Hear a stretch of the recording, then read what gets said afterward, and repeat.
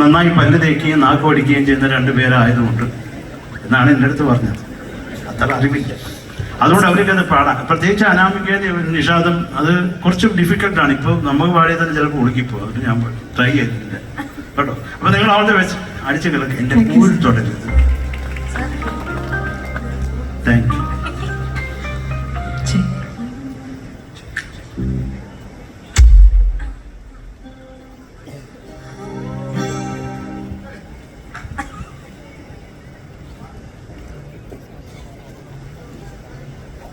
Thank you.